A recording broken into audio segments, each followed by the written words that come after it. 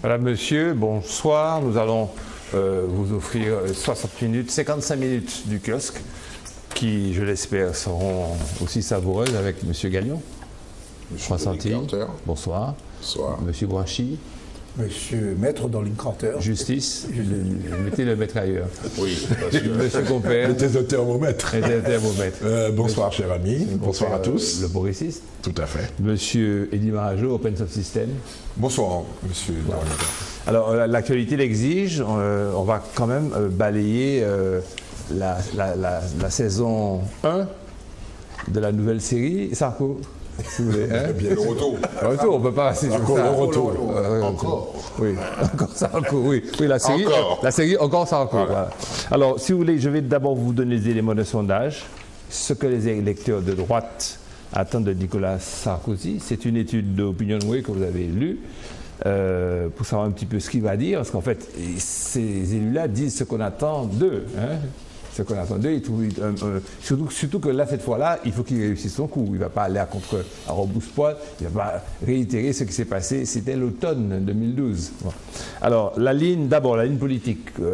La ligne de 2012, souvenez-vous, considérée comme droitière, est réclamée par 49% des sympathisants de droite. Et 31% souhaitent même que Nicolas se positionne plus à droite. Bonjour les dégâts. Contre 20% qui le souhaitent moins à droite. Et une ligne au moins aussi à droite atteint 80%. Michel, il y a des militants qui disent... Hein? Oui, ça veut dire que... on a beaucoup discuté ces dernières années, savoir si oui ou non la France se droitise. Oui, l'opinion publique française se droitise. Et ça me paraît être le reflet une des conséquences de la crise. C'est-à-dire que de plus en plus de gens dans ce pays-là pensent que les méthodes un peu autoritaires, un peu musclées, le chef, c'est une manière de résoudre. Mais à ce jeu-là, il y a quelqu'un de plus radical que lui sur le marché. C'est Le Pen. C'est Madame Le Pen.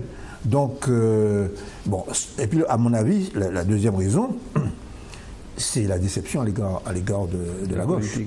C'est-à-dire que le retour de Sarkozy, c'est ça. Sur cette première facette, on va balayer la parole, on va promener la parole.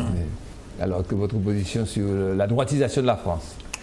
Non, moi j'y crois pas. Ou la droitisation de la droite? Non, j'y crois pas. Je reviens toujours, vous allez me dire, une espèce de tarte à la crème, mais c'est la droitisation de la médiatisation.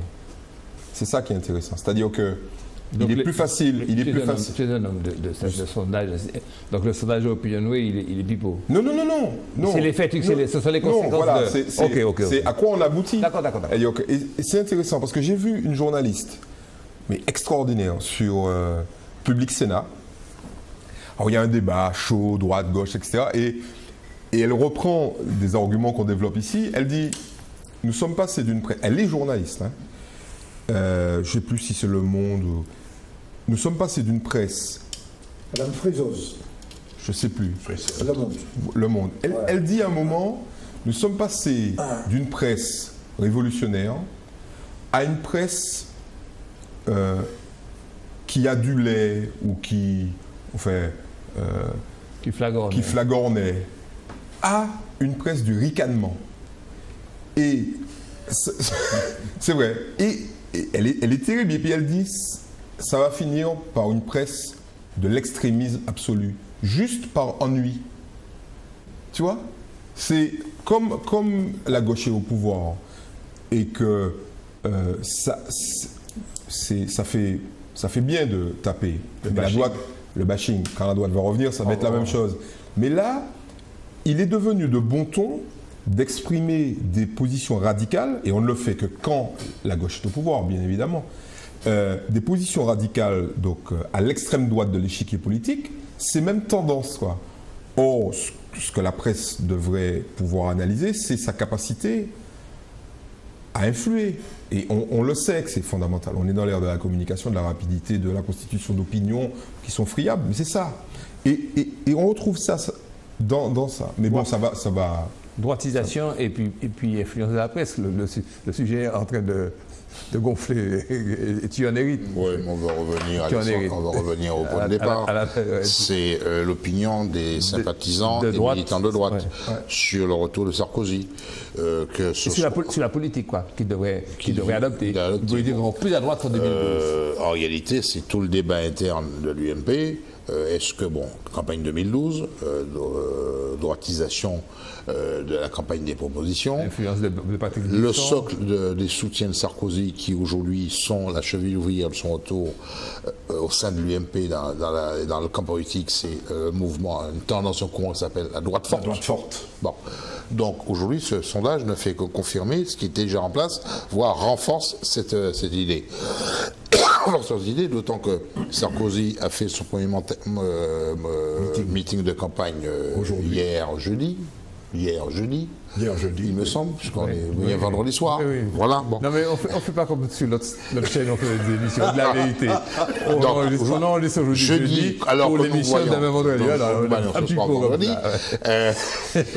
Son discours, il a dressé un tableau assez précis des intentions, mais surtout ce qu'on remarque, c'est qu'il n'a pas hésité à taper sur la présidente du Front National. C'est-à-dire qu'il a ciblé une cible précise sur laquelle il va essayer de prendre du terrain pour pouvoir se positionner par rapport à ses adversaires internes à l'UMP, qui sont Alain Juppé et François Fillon, qui eux ne sont pas forcément sur le même créneau, surtout Alain Juppé, qui lui est un homme qui va peut-être rassembler plus la droite et le centre, ce que aujourd'hui Nicolas Sarkozy ne peut pas faire.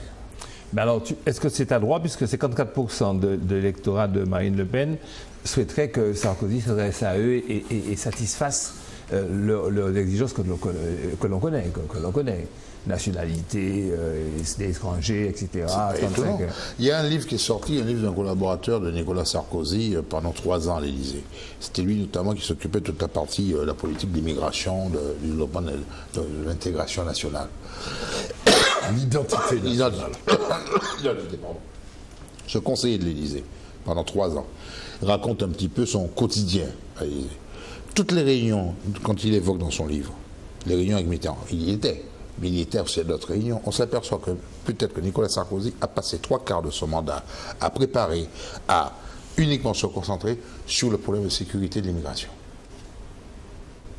Pas étonnant aujourd'hui que cet électorat, une partie, 54%, tu dis, des gens du Front National ou votants du Front National, demandent et sont interpellés par cette problématique et je vais l'entendre sans résoudre substantiellement les problèmes de sécurité de la France. C'était Daniel, tu t'es pas exprimé. Non, je vais m'exprimer. J'ai écouté une partie de ce fameux premier meeting dans cette ville du Nord dont j'oublie le nom.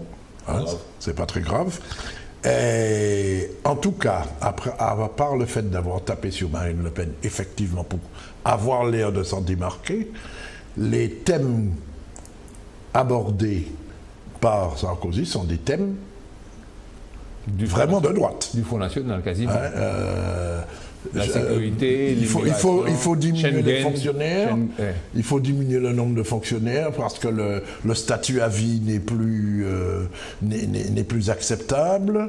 Un chômeur, surtout de longue durée, qui refuse d'aller prendre un emploi, c'est inacceptable, etc., etc. Bon, donc il y a déjà un premier lancement de campagne. Je signale en passant que Sarkozy est en double campagne. Il est en campagne pour la présidence de l'UMP, mais il est aussi en campagne pour 2017. Ça se profile. D'accord. Sur ce point-là, d'ailleurs, il est en train de doubler par la droite Fillon, qui a un programme relativement musclé sur les thèmes qu'a évoqué Daniel. Alors, diverses attentes, je vous dis ça en vrac. 89% de son électorat demande le rétablissement des peines planchées pour les multirécidivistes. 86% un durcissement des conditions d'acquisition de la nationalité française, of course, on tombe dans ce que tu disais. 82% une simplification du Code du travail, flexibilité, etc. Donc, on sait ce qu'il y a derrière ça. 88% la réduction du nombre de parlementaires. Oui. Ça, c'est des... Oui. Donc un anti-parlementarisme larvé. Donc on tombe vraiment pile pas sur le populisme. Est-ce que je peux apporter une petite précision méthodologique pour que les gens comprennent bien?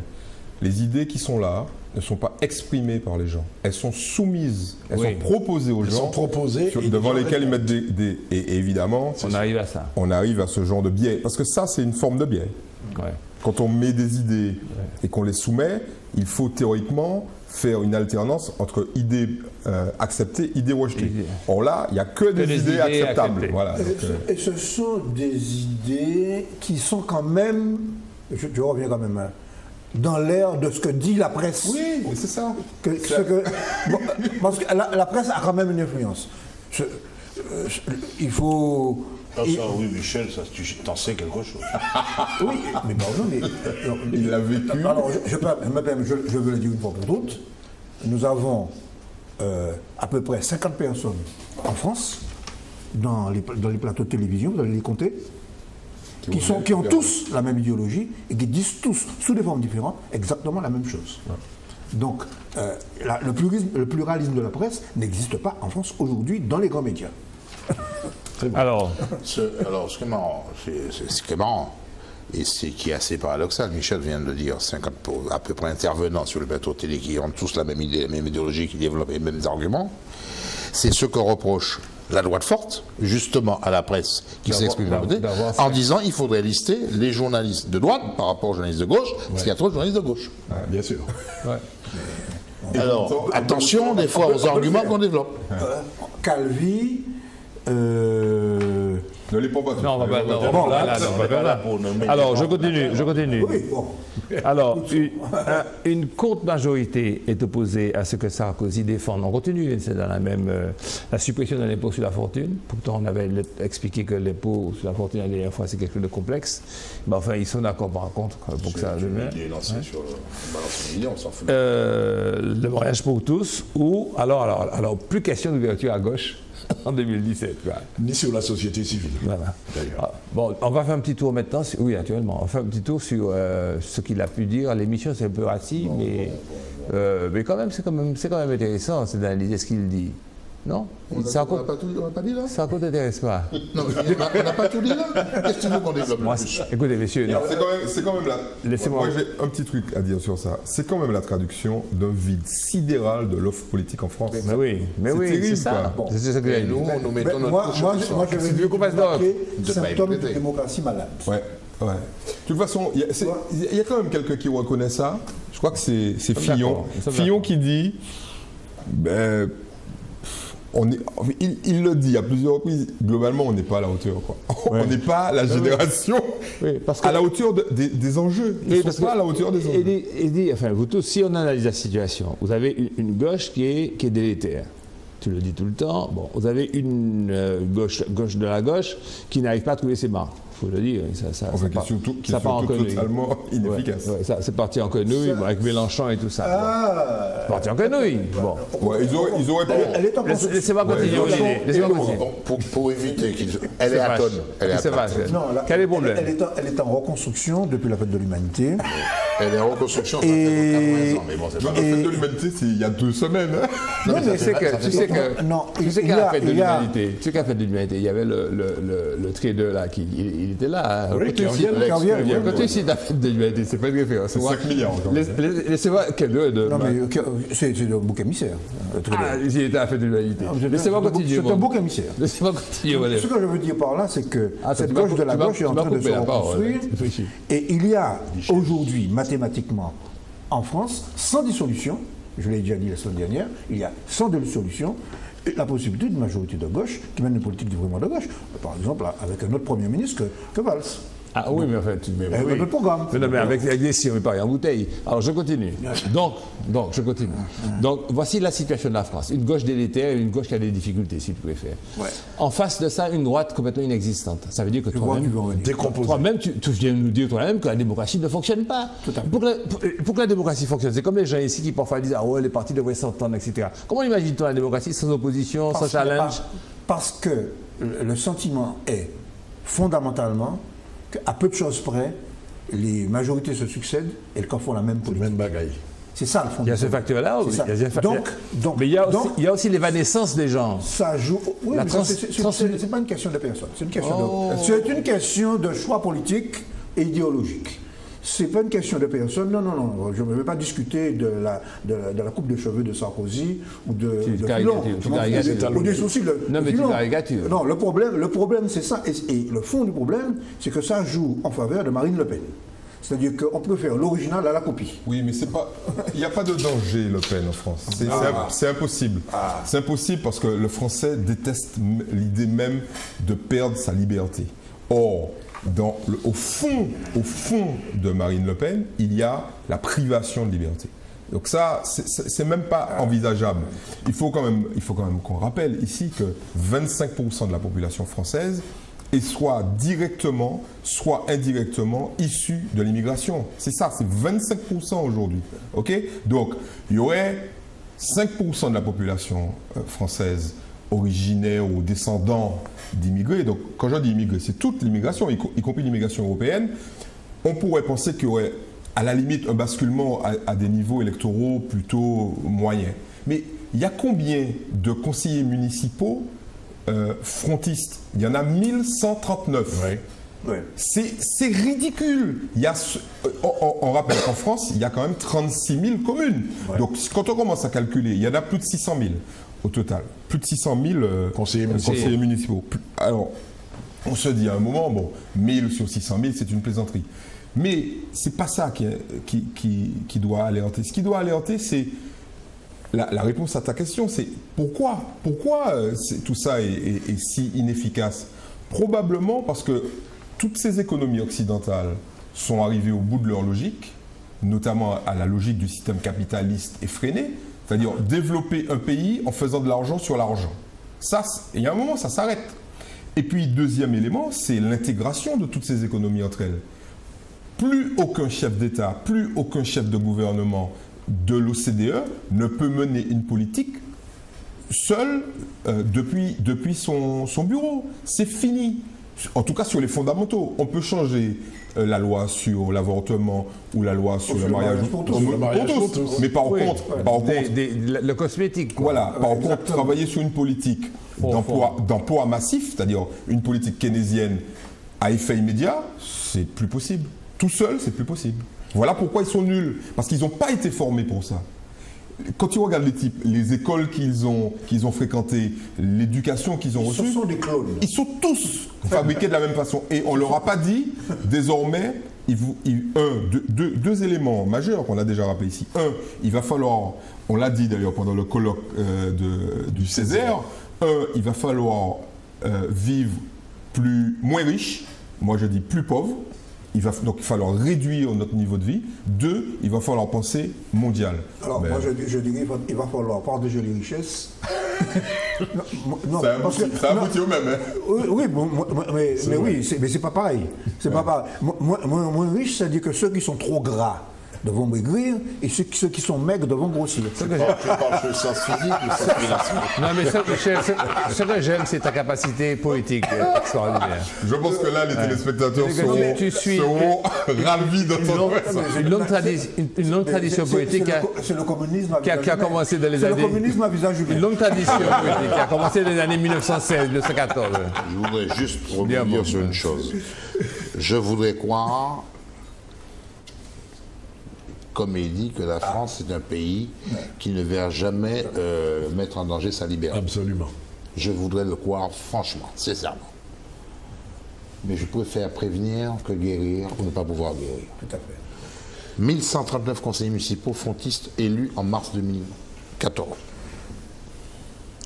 Il y a 6 ans, il y en avait combien? Il n'y avait pas 100. Il y a 12 ans, il y avait peut-être 40 conseillers municipaux issus du Front National. Ça veut dire qu'on n'est plus dans une... On est dans une courbe ascendante. Prochaine élection, il y en aura combien? Il y a 5 ans, il y a 7 ans, 0 député, 3 aujourd'hui. Mais c'est lié à la crise va bien s'arrêter. Non mais attends, arrêtons de dire c'est lié à la crise comme si la crise va tomber, ça va disparaître. Il y a eu beaucoup plus, il y a eu une époque où il y a eu beaucoup plus de conseillers municipaux, rappelle-toi, qu'aujourd'hui. Oui, tout à fait, au début des années 90, et il y a eu beaucoup plus de députés avec la proportionnelle. Justement, oui, avec la proportionnelle. Oui. Nous sommes la proportionnelle, il est évident que la proportionnelle, avec la mécanique que ça implique, il y avait exactement 30 députés frontistes. D'accord ? Oui. Le système d'élection par circonscription au suffrage universel direct, qui lui est censé mettre uniquement en avant des gens soutenus par la population, une majorité de la population sur la circonscription, égale malgré tout 3 députés frontistes, avec, quand on reprend le score du Front National sur les élections législatives et présidentielles, c'est quelque chose sur lequel j'ai pas envie de jouer. Et je crois qu'on ne doit plus jouer dessus. Et tu oublies les européennes. Il y a les européennes. Ce sont des scores. Le mécanisme de la présidentielle. Ce sont des scores obtenus qu'ils n'avaient jamais obtenus avant. Cela veut dire qu'aujourd'hui, et la France, quand on regarde bien la carte de l'Europe, la France n'est pas un pays isolé sur ce plan-là. Tous les pays d'Europe vont s'apercevoir des montées d'extrémisme, de mouvements populistes et autres. Et je crois que si on se contente de dire c'est l'effet de la crise, l'explication est insuffisante, elle est même dangereuse. Ou que ça va être tempéré par la composition. Daniel, donne-moi ta position. J'allais dire, d'autant que le Front National est en premier lieu sa patronne, à l'art, la subtilité même on peut dire, ce qui est une qualité, hein, la subtilité, de cacher ça. À l'art de cacher, d'avancer masqué. Je pense à une phrase espagnole qu'il y avait dans les livres de texte qu'on faisait dans le temps. Nous avons connu ça, Tras el Pirineo, hein, qui disait ceci: Te conozco bacalao, aunque vienes disfrazado. Je te reconnais, toi, la morue, bien que tu viennes déguisé. Mais déguisé en quoi? Choisi. Tu es déguisé. Mais c'est un mot. Alors, tu es déguisé en démocrate, par exemple. Elle est déguisée aujourd'hui dans un discours gaullien. Oui. Gaullien, Filippo, Alliot. Oui. Et ce qui fait ce qu'on appelle la porosité entre, tu parlais des élus, entre les élus frontistes et les élus de droite. Parce qu'il y a une quantité d'élus en France qui ne sont pas encore encartés. Ok. Et donc, et ça reflète un peu la position de grande majorité de Français. D'autre part, on peut être petit-fils, petit-fils d'immigrés et voter Marine Le Pen. Hein. Bien sûr. Hein? Nous avons même les Martiniquais. Mais oui, même les Martiniquais. On a écrit notre maladie, mais nous sommes 7000. Nous sommes Marine Le Pen, c'est un raciste, c'est pas un élève. Hein. Ah bon? Mais non, j'ai envie. Mais tu dis, mais moi, si c'est même, on va voter Marine Le Pen, moi, raciste. Mais oui, quand même. Il parle portugais. Donc, le discours xénophobe est précisément un discours clivant et qui touche les couches populaires les moins politisées dans une situation de crise. Donc voilà, il faut mettre ça en perspective. Dans une situation de crise. Prenons l'exemple de la Suède. La Suède, il y a eu des élections là cette semaine. La Suède avait un gouvernement de droite soutenu par des extrémistes. Qui est-ce qui a gagné? Les sociodémocrates. Ils ont explosé les mecs de droite. Et on se dit... Et l'extrême droite est montée. Oui, non. L'extrême droite est montée. Mais au détriment de qui? Au détriment de la droite. Au détriment de la droite. Et pas au détriment de la gauche. Pas au détriment de la gauche. Donc, il y a toujours ce basculement. Spécificité.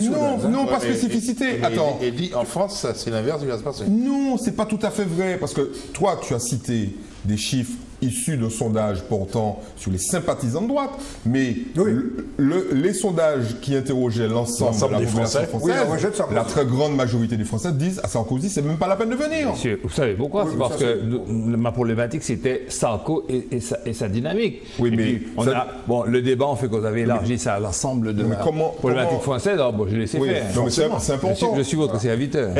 Il faut le remettre dans le contexte. Notre serviteur, on ne va pas remettre encore une couche sur Sarko. C'est bon, on a subi ça pendant quelques heures. Bien, patron.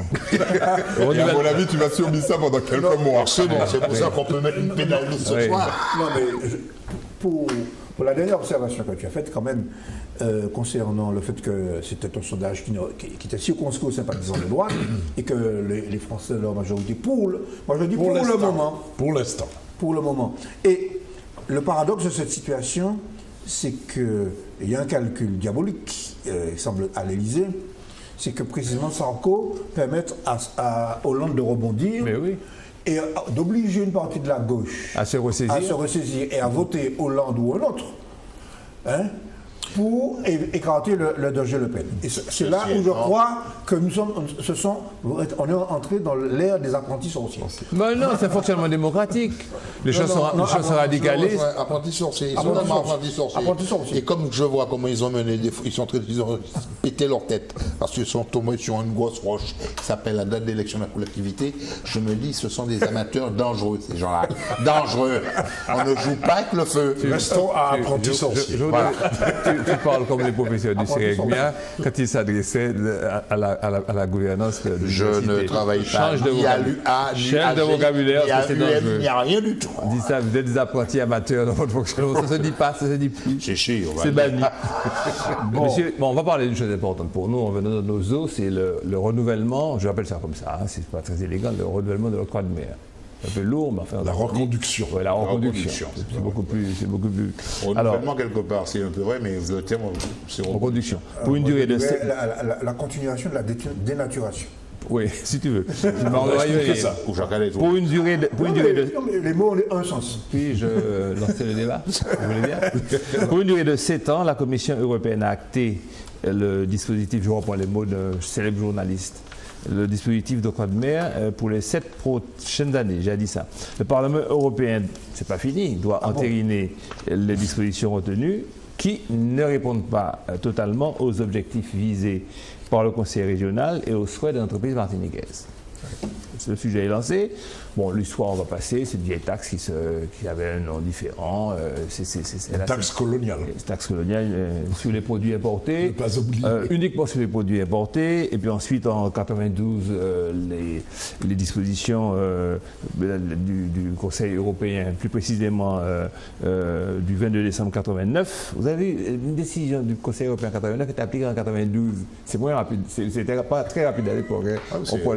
La loi qui a été votée en 92, par rapport à l'Assemblée nationale, qui a étendu la taxation production locale en application du principe de non-discrimination. Autrement dit, on ne peut pas discriminer un produit à cause du principe contenu de l'exclusion contenu dans l'acte unique européen de 1986. Et de concurrence non faussée.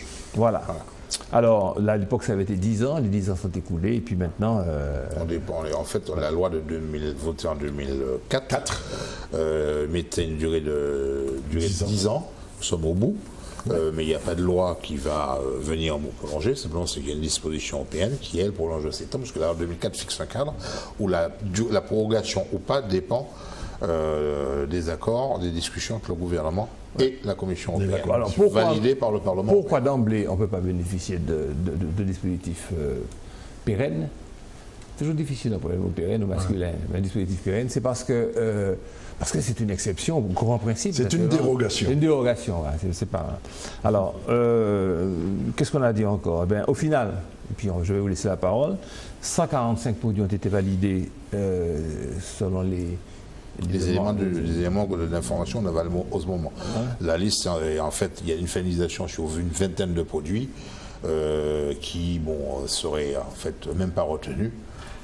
Mais bon, il y a encore le passage au Parlement européen qui permettrait il n'y a encore rien de définitivement officiel. Là, on est sur l'officiel officiel. Je me base toujours sur le bon journaliste qui a fait ça. Sur le papier c'est bon. Qui ont été déclassés et une trentaine qui ne bénéficieraient d'aucun taux différentiel. Voilà l'état de la question. Je vous passe la parole, M. Gallion. Allez-y. Non, c'est que c'est une application, un impôt, entre guillemets, un impôt qui n'a pas lieu d'être dans l'espace européen parce qu'il pénalise du coup les produits importés qui se retrouvent être dans une surtaxe par rapport aux productions locales. Bon. C'est le principe de la loi 92 qui a introduit ce différentiel en compensation, disent les professionnels martiniquais et autres, en compensation pour compenser les surcoûts, les handicaps que subissent la production locale. Ok. C'est une manière, tu permets, c'est une manière convenue de ne pas dire qu'en réalité c'est une forme de protection. Voilà. Bon. D'accord. Oui, mais le mot protectionnisme étant à bannir. Voilà. Un point, parce que c'est M. Gagnon qui mène un petit peu là-bas. Alors, un point, une précision. Je pense qu'il faut rappeler aux téléspectateurs que pourquoi il y a autant d'enjeux, non pas parce que c'est une taxe qui est censée protéger, entre guillemets, la production locale, mais surtout parce que c'est une taxe qui alimente pour certaines communes. On va y venir. Non, mais non, c'est le débat. Oui, on va y venir. Parce qu'on dit, les gens disent, mais Poutchissé, mais c'est quand même pas les communes seulement, le conseil régional lui-même. Le conseil régional. Mais le vrai débat est le suivant, c'est comme c'est une taxe sur majoritairement, on va dire ça, les produits importés, on en arrive à une situation où quand le Martiniquais consomme moins, il y a moins d'argent. Il y a moins d'argent dans les caisses de la ville dans laquelle il habite. Et fait extraordinaire, la structuration du budget d'une ville dépend de la capacité des gens qui habitent cette ville à manger plus, à acheter plus de voitures, etc. C'est un fait unique. C'est un fait unique. C'est-à-dire que nulle part en France, cela n'existe. C'est-à-dire que les départements d'outre-mer vivent avec, pour leurs communes et puis leurs conseils régionaux, vivent avec une espèce de corrélation entre une société de consommation et le rendu de services publics. Le type qui a imaginé ça, c'est un malade mental. Il est temps que ça s'arrête. Ce que tu veux dire, c'est que, en fait, pour tes besoins vitaux, il te faut consommer comme... Tu te rends compte? C'est-à-dire que pour que ton gosse ait une école maternelle qui fonctionne, il faut que tu bouffes plus. Il faut que tu achètes à l'hypermarché plus. C'est ça la réalité. On a compris. C'est pareil pour la TVA. Bon, oui, mais la TVA ne va pas, dans les communes. Directement. La TVA ne va pas dans les communes. Au niveau de l'État. Non, mais c'est pas grave. C'est pas grave. Le service public. Non. C'est le même mécanisme. Non, mais c'est pas tout à fait la même chose. Ça, c'est une débat sur le fondement de la taxe. C'est une lecture. Ceci étant, je crois que dans le temps, il faut rappeler un petit peu l'histoire. Voilà. Première apparition de cet octroi s'appelle l'octroi du poids. Oui, droit de poids. Droit de poids. Il y a même des thèses qui ont été écrites. C'est hier soir, j'ai croisé quelqu'un qui m'a dit, mais la première thèse qu'on a vue, première thèse universitaire sur l'octroi de mer, on l'a vue apparaître, elle a été soutenue à la Sorbonne en 1901. Où l'octroi de mer, c'est la mécanique ancienne, c'est un droit de douane sur les produits rentrants et un droit de douane sur les produits sortants. Et cette thèse parlait d'une espèce de granulé particulier qui existait à l'époque ici et qui était beaucoup utilisé en parfumerie pour fixer les parfums, et c'était exporté de la Martinique. Donc ça existait. C'était une recette qui, phénomène particulier, était versée aux communes. C'était versé aux communes, ça veut dire quoi? C'est que les communes, c'était versé en fonctionnement. C'est une recette fiscale pour les communes. Cela veut dire que l'État, dans le système colonial, débrouillez-vous, c'était l'autonomie fiscale. Tout à fait. On rentre dans la départementalisation. Et nos élus, notamment guadeloupéens, qui eux étaient arc-boutés, ils ne voulaient pas entendre parler de la départementalisation en 1946, ça il faut quand même se le rappeler. Il y avait que les Martiniquais et les Réunionnais avec Monerville de la Guyane qui ont défendu bec et ongle la Martinique, la transformation du statut des colonies en département. La Guadeloupe ne voulait pas entendre parler. Pourquoi? Nous avons le pouvoir fiscal que la départementalisation va nous enlever. Tout à fait. Et ils avaient raison. Bon. Ça, surtout les communistes, là, ils se retrouvent là-dessus. Bon.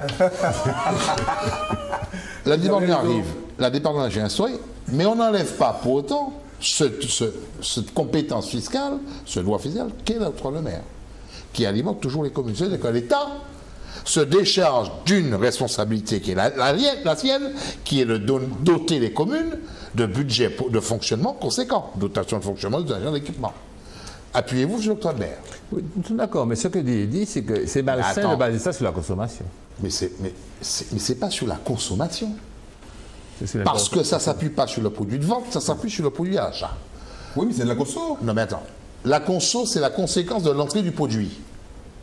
Oui, on va pinailler sur la philosophie des termes, mais l'octroi de mer sur la conso, ça s'appelle la TVA régionale comme développé. Le produit ne peut pas pour être stocké, il est mais attends, mais justement, on est sur des lectures post-phénomène, post-application de l'octroi de mer. L'octroi de mer ne s'applique pas sur le produit fini, sur le produit en rayon, il s'applique sur le produit arrivé en douane. Oui, mais attends, quand tu consommes davantage, tu importes davantage. Nous sommes d'accord. Simplement, ce qu'on va dire, c'est qu'à partir du moment où on met sur le produit fini, sur le produit de consommation, c'est l'idée développée pour soutenir la TVA régionale. Laisse-moi poser une question à Michel. Eh oui. Donc là, on est sur un élément technique. J'ai une question à poser. Qu'est-ce qui est moralement injuste? Une taxe sur la consommation ou bien un impôt sur le revenu, par exemple? Ou bien sur les sociétés, sur le bénéfice? Les deux, mon capitaine. Moi, je dirais que les taxes les plus justes sont... Enfin, l'impôt le plus juste, c'est l'impôt qui tient compte du revenu et qui, et assez paradoxalement, c'est l'impôt direct. Bon, seulement, le problème, c'est que l'histoire économique prouve que dans les pays en voie de développement, l'impôt direct, l'impôt sur le revenu, l'impôt sur les sociétés est moins développé que l'impôt direct, notamment les taxes douanes, les taxes à l'importation. Autrement dit, parce qu'elles sont indolores. Et parce que d'autre part, ces pays n'ont pas un appareil fiscal pour traquer les revenus, etc. D'ailleurs, ici, on parlait de secteur informel, nous avons une partie de l'économie qui échappe à toute proposition. Mais pour revenir il n'y a pas plus d'aberration à fonder l'octroi de mer sur les importations et donc la consommation.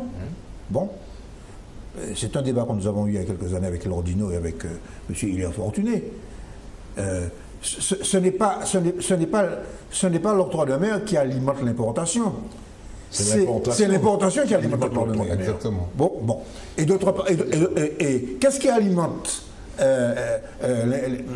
l'importation? C'est la consommation, c'est les revenus. Et les revenus, ils sont alimentés par quoi? En grande partie par les transferts économiques de la France et par la production locale. Voilà. Okay? Donc il faut inverser le raisonnement. Et ce que je veux dire, les variations de l'octroi de mer, d'ailleurs, si on regarde ces dernières années, ne sont pas moins importantes que les variations de la TVA depuis 2009. C'est-à-dire plus adapté à la consommation, aux besoins dès lors que l'économie... D'ailleurs, il y a des fluctuations de l'économie. D'ailleurs, il y a des fluctuations de... Oui. Pour comprendre les choses, expliquons. La TVA s'applique à quel niveau du prix du produit? L'octroi de mer s'applique à quel niveau du prix du produit? Alors... Là, on va comprendre tout de suite. Non, en gros, l'octroi de mer s'applique sur le prix, sur la valeur en douane des produits importés. La TVA s'applique, in fine, sur les prix à la vente, au détail. Bon, et donc, le volume de la TVA, c'est comme ce sont des taux qui sont fixes, hein, le volume de la TVA, comme le volume de l'octroi de mer, va varier en fonction, l'octroi de mer en fonction du volume des importations, et la TVA en fonction du volume de la consommation. Il y a un élément qu'il faut quand même rappeler. Ouais. Il y a deux éléments. Que la TVA s'appelle l'octroi de mer. La TVA fait quoi? La TVA taxe l'octroi de mer. La TVA s'appelle l'octroi de mer. Il y a deux éléments qu'il faut rappeler quand même. Donc il faut demander à l'État de restituer la partie de l'octroi de mer qui prend. Pour nos téléspectateurs, le premier, c'est que l'octroi de mer ne s'applique plus seulement sur les produits importés, mais surtout sur les produits fabriqués localement. Pour éviter d'être considéré comme un droit protecteur. Mais l'octroi de mer ne s'applique pas aux services. Or, le gros du business en Martinique, ce n'est plus des produits que vous vendez, mais c'est des services. Services que vous offrez. Ça, c'est un premier point. Par contre, la TVA, elle s'applique sur tout. À la fois les produits importés qui sont revendus, comme tu l'expliquais, mais aussi l'ensemble des services. Et à ce point du raisonnement, qu'est-ce que tu tires comme conclusion? Ce que je tire comme conclusion, c'est qu'il serait plus efficace fiscalement, il serait plus raisonnable, mais c'est ce vers quoi on va. Et c'est ça la bonne nouvelle, parce que l'octroi de mer, ça va disparaître. Okay? Voilà. Et ce sera plus sain. qu'on mette en place une TVA, entre guillemets, on ne va pas l'appeler TVA, mais c'est une TVA régionale, une taxe régionale, qui va s'appliquer à la fois sur les produits et sur les services, et qui sera redistribuée en partie, puisqu'il y a une partie qui va aller directement dans les poches de l'État, il faut quand même le rappeler, redistribuée aux collectivités locales.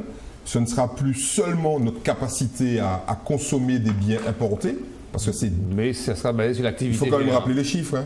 Importation 2 milliards d'euros, exportation 300 millions d'euros. Ouais. Voilà. Daniel. Tout cela est bel et bon. Je vous remercie. Mais il ne faut pas oublier non plus que l'octroi de mer, on l'a plus ou moins effleuré tout à l'heure, l'octroi de mer est fait aussi pour Et surtout. promouvoir, si je puis dire, la production locale. C'est pour ça que je parlais de protectionnisme avec un tas de guillemets, puis il ne faut pas dire ce mot-là, c'est pas bien. Ouais, mais, non, ici, dans cette émission, on peut dire voilà. protectionnisme. C'est pas bien de le dire aux oreilles de l'Europe. Aux oreilles de l'Europe, c'est pas bien de le dire. Donc, l'Europe ne veut pas l'entendre. Voilà. Donc, le différentiel d'octroi de mer, qui peut aller jusqu'à l'exonération totale pour certains produits localement, montre son importance. La région s'enorgueillit d'avoir versé, si l'on peut dire, 138 millions d'aides aux entreprises par ce biais-là. Bien. En fait, traduction, l'exonération. 0% de mer sur la production locale est égal à 138 millions d'euros. Est égal à 138 millions d'euros. Réinjecté indirectement dans l'économie. Dans l'économie. Bon. L'octroi de mer, comme le disait, je crois, Michel, est appelé à être supprimé. On sait tous qu'il est en survie. Ah non, moi je ne dis pas ça. Tu ne dis pas ça? Non, je ne dis pas. L'Europe veut le supprimer. Je ne dis pas ça parce que l'octroi de mer ne sera supprimé que si les élus martiniquais et l'opinion martiniquaise considèrent comme inéluctable l'avancée du rouleau compresseur européen. Ce n'est pas vrai. Oui. Ce n'est pas vrai. Si les élus martiniquais, d'ailleurs, on a un exemple avec l'Écosse. Les Écossais ont fait organiser un référendum sur l'indépendance. Les Britanniques, et notamment en revendiquant un pouvoir fiscal. Bien sûr. Tout à fait. Bien sûr. Bon, comme les Catalans d'ailleurs. Oui. Comme les Catalans. Les Britanniques ont tellement eu peur des conséquences de l'indépendance de l'Écosse que les trois grands partis qui disaient que c'était impossible d'accorder un pouvoir fiscal au Parlement d'Édimbourg, pour conjurer la menace, sont venus jurer leur grand Dieu qu'ils allaient accorder ce qu'ils avaient toujours. Et à l'heure actuelle, ce qu'ils avaient toujours fait. La Grande-Bretagne, et comme ne peut pas faire en Irlande, au Pays de Galles, et même en Angleterre, proprement dite, ce que l'on va faire pour l'Écosse, la Grande-Bretagne est en train de s'orienter presque vers un État de type fédéral. Oui. Mais Michel, Voilà. La possibilité nous a été donnée de choisir l'article 74. Ah mais ça, on l'a pas. Le problème c'est que les plus... Mais c'est Mais c'est pas fini. Tu vas de Non, l'Écosse, la Catalogne. On s'en malin. Je rebondis. C'est toi qui as mis ça sur le terrain, sur la table. Ceux qui étaient les plus grands défenseurs de l'autonomie, ce jour-là, ils ont caillé. Tu fais comme si même, c'est un problème. Si on restait sur l'octroi de mer. Je vous disais finir. Les questions sont liées. Continue. Les questions sont liées. Tu l'as interrompu. Ton point de raisonnement, c'est que l'octroi de mer dans 7 ans, est appelé à il disparaître. n'est plus question de 10 ans, mais de 7 ans. 7 ans. Ce sera 2021, si je compte bien. Oui. Dans 7 ans, on reposera les mêmes questions que l'on pose aujourd'hui. On refera la liste des 190, 250 produits, etc., pour voir lesquels on maintient, lesquels on ne maintient pas. Non, ça c'est la version optimiste. Ça, c'est la version optimiste. Ah bon. Parce que dans la version à laquelle je crois, ça va être supprimé. À charge pour nous c'est les RUP, les régions ultra-périphériques de l'Europe, Mais de devenir pauvre. de trouver de trouver un mécanisme qui se substitue à celui-là. Car il faut un mécanisme de toute façon. Mais le mécanisme, il est tout trouvé. Non, mais ça existe déjà. Défini. Ça existe déjà. Non, mais moi, j'arrive pas à comprendre votre problématique. Il y a un article qui s'appelle l'article 349 du traité de l'Union qui permet d'adopter des mesures, notamment fiscales, pour pallier les contraintes dérogatoires. Non. Justement. Non, c'est peut-être. Attends, vous parlez longtemps, bon. Justement. L'octroi de mer est une compétence fiscale de la Martinique, des régions et départements d'outre-mer. Dans la problématique européenne, ça devient un élément de dérogation au droit communautaire de libre circulation des produits. Tout à fait.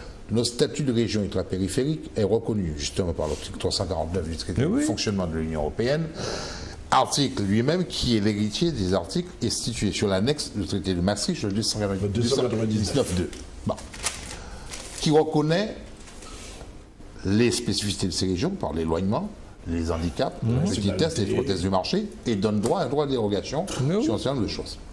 Pipo. Attends, on va pas aller aussi vite. La problématique, là, qui aboutit à 7 ans de prorogation du dispositif octroi de mer, avec la liste des produits qu'on connaît. La négociation, elle passe entre qui et qui?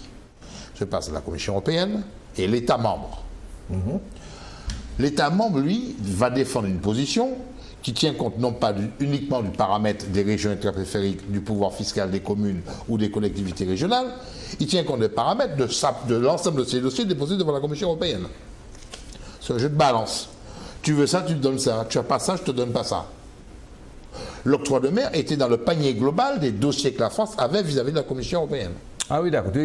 C'est un arbitrage. C'est un rapport de force. Qui n'est pas lié étroitement à notre problématique à nous. D'accord. Donc, oui, il y a aujourd'hui 7 ans, on est depuis des années sur une problématique où on va de plus en plus vers la suppression.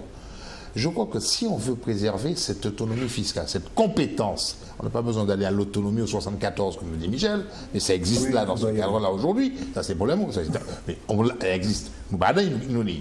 Donc, si on veut préserver cela, et si on veut faire valoir auprès de l'Europe que c'est un droit de reconnaissance de par notre éloignement de compétence que nous avons l'octroi de mer, mais les Canaries aussi ont un droit d'entrée chez eux, qui lui n'est pas forcément mis en cause de la même teneur que le nôtre. Tout à fait.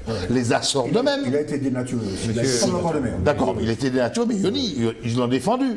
C'est-à-dire que s'il y a une dynamique qui sait mettre en amont et en aval, pas en aval, en amont, mais en exergue surtout, cette indispensable nécessité de compensation des surcoûts d'éloignement pour la production locale, parce que pour produire des produits, il faut faire entrer une matière qui sort d'où? Du marché européen. Donc c'est un rapport de force, une discussion à mener, non pas la veille ou l'avant-veille de l'aboutissement de la prorogation, mais de mener ça beaucoup plus en amont. Et cela implique qu'il y ait un discours unique, voire un discours uniforme, des régions concernées par ça. Mais si nous battons ça faillit, il ne va jamais gagner. Il faut donner quand même le chiffre. Ça équivaut à 200 millions à peu près. 184 au dernier chiffre. 183. Voilà, on va dire 200 millions en moyenne d'euros, ce qui correspond pour chaque Martiniquais à 500 € par an. Et je vous donne un autre chiffre. 500 € par an. L'aide européenne sur le prochain PO, c'est entre 85 et 90 millions par an. Donc, d'un côté, nous avons l'octroi de mer, plus de 200 millions, et les soi-disant aides européennes qui sont censées compenser... Chiffre d'affaires de supermarché, on l'a toujours dit. Qui sont censées compenser les effets négatifs de l'intégration à l'Europe, ce n'est que 85 millions d'euros. Mais puisque j'ai la parole, je vais quand même dire deux choses. Puisque tu l'as prise. Tu as pris la parole, tu la gardes. Comme d'habitude. C'est très démocrate. Fais attention, on va te traiter de milliardaire. Allusion au débat qui a lieu lors du colloque sur le Césaire. Voilà.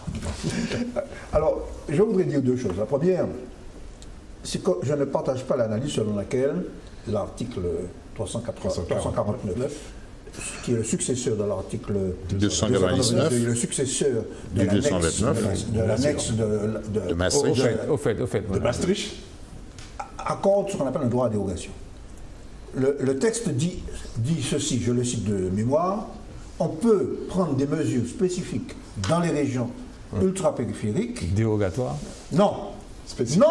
Non, monsieur le juriste. Non. Provisoire. Mais non. Provisoire. Ça, c'est l'interprétation de ceux qui nous veulent faire croire que nous avons déjà gagné la bataille. C'est faux. On n'a pas gagné le droit à dérogation. Non. On peut prendre des mesures spécifiques Provisoire. Provisoire. À condition que cela n'entrave pas la libre circulation des marchandises, des capitaux des hommes. Et c'est pour ça que l'octroi de mer... Non, attends, là, les mesures spécifiques provisoires n'existent pas dans le corps de l'art. Vous permettez que je termine? C'est pour ça que régulièrement l'octroi de mer est remis en cause et que, par conséquent, la question politique... Et la deuxième question, si l'octroi de mer est remis en cause, ce n'est pas à cause des ressources pour les communes. C'est pas ça qui gêne l'Europe. Il y a tout prêt. Si on parle de renouvellement d'octroi de mer, d'aller vers autre chose, il y a tout prêt dans les tiroirs du ministère de l'économie et des finances.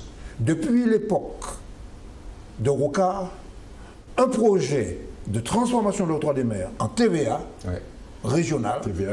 TVA régional, et qui permettrait d'une part de se mettre en conformité avec l'Europe, d'enlever le fait que l'octroi de mer est un élément de protection, et deuxièmement, d'éviter à la France d'accomplir ses obligations vis-à-vis de ses peuples, c'est-à-dire donner aux communes les moyens de vivre.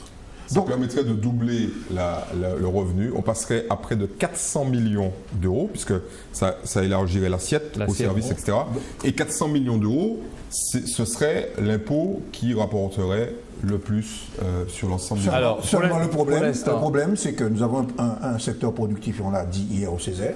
Monsieur Parra, au Césaire, au colloque du Césaire, qui a fait Monsieur Parra, c'est qui? Monsieur Parra, qui est le directeur de l'Institut régional des statistiques, l'INSEP. Comme tu as expliqué, parce qu'on va croire que c'est Césaire, parce que l'équation... Le Conseil économique et social. Tu as raison. Nous usons trop souvent de sigles. Le Conseil économique et social régional, qui fêtait ses 40 ans, qui a organisé un colloque sur l'économie et les perspectives d'avenir. Bon. Et un des exposés portait sur le fonctionnement de l'économie martiniquaise. Bon. Et il a expliqué, entre autres, qu'une des caractéristiques de notre économie, c'est d'avoir un secteur productif très faible, 16,9%, ce que j'ai ajouté d'ailleurs dans mon intervention, que c'est un secteur productif qui était à 19% en 2000. Donc, malgré les aides européennes pour la restructuration de l'économie, le secteur productif n'a pas cessé de reculer. Donc, heureusement qu'il y a quelques aides qui permettent de maintenir le bateau à flot. Oui, mais les aides nous soutiennent comme la corde soutient la pendule. Ok. Ça c'est peut-être un autre moyen, mais bon. Alors, le vrai problème, et puis on fait le lien avec la mutation économique, c'est oui ou non, on se donne les moyens de créer un secteur productif, de créer de la valeur ajoutée. Parce qu'on dit que la production, c'est quoi? La valeur ajoutée. Quand on importe un produit, la valeur ajoutée est faible. Il y a la marge de l'importateur. Quand on crée un produit, il y a l'achat de matières premières quand elles sont locales, il y a les salaires, quand elles sont locales, il y a le travail des ingénieurs, c'est-à-dire qu'on crée plus de valeur, plus de richesse quand on fait un produit localement que lorsqu'on importe. Et c'est pourquoi la question de l'octroi de mer est liée aussi à la question du développement. Donc par conséquent, il ne faut pas accepter comme inéluctable, parce que simplement quelques gnomes européens ont décidé que la Martinique, en quoi la Martinique entrave la libre circulation en Europe. C'est un dogme qu'il faut combattre, et ça demande de la part des élus martiniquais le courage politique de ne pas céder. On a déjà cédé sur le chiffre d'affaires. C'est-à-dire qu'on a décidé, dans le projet présenté par l'UREL, au nom du gouvernement français, sous prétexte de faire une défense intelligente de l'octroi de mer, il a déjà reculé. À 300 000 euros. De 500 000 euros de chiffre d'affaires à 300 000. Il a reculé sur le... Alors, ce seuil, c'est le seuil d'assujettissement de l'octroi de mer aux entreprises. Donc on va dire que les petites entreprises vont maintenant payer l'octroi de mer. Même si ce qu'elles produisent n'est pas passible de l'octroi de mer. Les entreprises agricoles, par exemple. Tu vas trouver. Assujettir à l'octroi de mer, ça veut dire qu'ils doivent faire des déclarations automatiques de l'octroi de mer. Ça ne veut pas dire qu'il faut forcément payer. Ça ne veut pas dire qu'il faut payer. Cela veut dire concrètement que le petit agriculteur qui vend 3 légumes sur le bord de la route, qui a une production et qui arrive à dégager un chiffre de 300, c'est ce que dit monsieur Toussaint. 301 000 euros de chiffre d'affaires et de assujetti à faire une déclaration d'octroi de mer. Voilà. Faut-il vendre beau légumes pour faire 300 000 euros? Je poursuis. Non mais, pour un exemple, effectivement, c'est c'est censé élargir l'assiette. Ouais, c'est-à-dire que même si tu n'as pas un produit qui est pas si local, mais quand tu as dépassé le chiffre, il faut que les gens comprennent. Hein. Il y a ça. Il faut toujours un seuil. Voilà, il faut toujours un seuil. Ouais, mais oui, le seuil, effectivement. Michel, bon, avec il dit que le seuil a été baissé. Très bien. C'est une capitulation. Il continue à baisser. Pour autant, le projet de TVA régional, on va encore revenir dessus. Monsieur, je m'étonne qu'il n'y en a aucun de vous qui... Michel a parlé du projet qui est dans les tiroirs du gouvernement depuis le gouvernement Rocard. Mais attends, de Dadomi, là. La première fois que le mot TVA a été évoqué pour remplacer l'outre-mer, je vous signale, c'est un débat au Conseil général en 1975. C'est pas nouveau. Non, mais chaque fois que cette idée est évoquée, il y a encore un rapport, hier on en a parlé à ce colloque, parce qu'il y a un rapport qui existe, mais chaque fois qu'on met la main sur la table et qu'on commence à en regarder franchement dedans, on s'aperçoit que cette TVA, c'est plus du pouvoir local, c'est plus du pouvoir fiscal, tout à fait. C'est du pouvoir d'État. C'est la raison pour laquelle la problématique étant si importante, qu'est-ce qu'a reprise à une prochaine séance. Je lève celle d'aujourd'hui. Bon, merci madame. C'est un peu technique, mais enfin j'espère que il faut que vous compreniez un petit peu. Nécessaire. Mais oui, nécessaire, il faut y passer. C'est comme il y a une question de pouvoir. C'est comme les mathématiques. Pour ça. C'est comme la politique.